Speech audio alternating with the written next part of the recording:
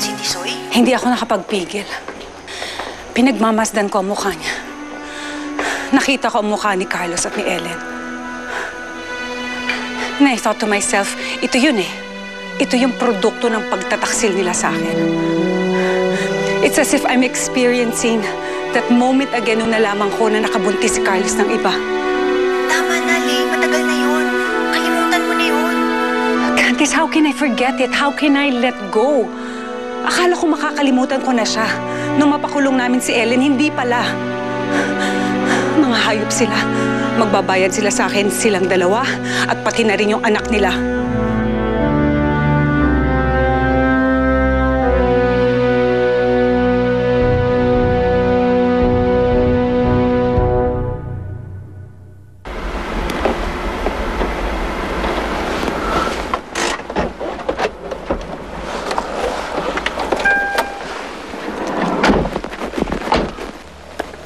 Kuya, pwede bang hindi niyo muna ako ihatid ngayon?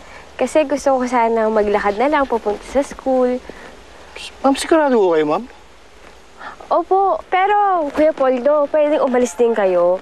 Kasi baka mahalata ni Mami na hindi tayo magkasama tsaka hindi niyo ako hinatid sa school eh. Naku, ma'am, baka mapagalitan po ako niyan. Eh Kuya, di ba, hindi ka naman papagalitan kung hindi nila malalaman? Di ba? O, sige, sige. Aalis din ako. Sigurado ka ba? Hindi ka talaga sasabay. Hindi po. Salamat, Kuya. O, sige, mag-ingat ka. Opo.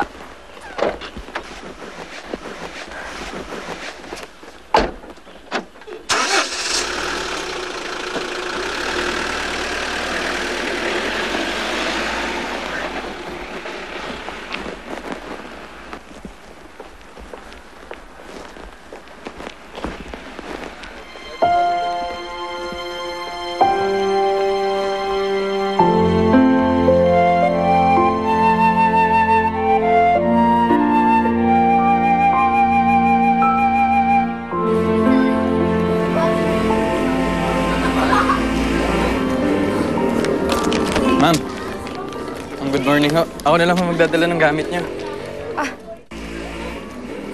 Salamat, mabuti bumalik ka. Ma'am, wala naman hong dahilan para hindi ako bumalik eh. Dahil po ngayon hindi ko lang gustong matuto para sa taong mahalaga sa akin. Ang gusto ko rin matuto para sa lola ko.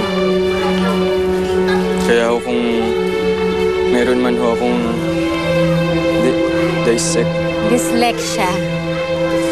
Kung meron man ho akong ganung sakit, ma'am, tulungan niyo po sana ako. Tulungan niyo po sana ako matuto para balang araw ko mapagmalaki rin ho ako ng Lola Tilda ko. Tsaka ho ni Elise. Elise? Sino naman yung Elise na yan? Tao po! Tao po! Oh! Bakit ka nandito? Eh, pupunta na ako sa inyo eh. Lola Tilda, si Tisoy ho. Eh, wala siya rito. Nasaan ho siya? Pwede ko ba siya makausap? Kasi gusto ko lang po sana mag-sorry sa kanya. Dahil nung huli kaming nagkita, nasaktan ko po yung kalooban niya eh. Halika. Halika! Puntahan natin si Tisoy. Talaga po! Salamat po!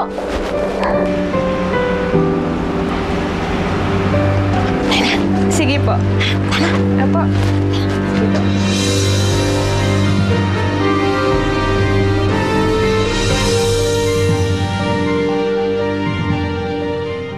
Siya'y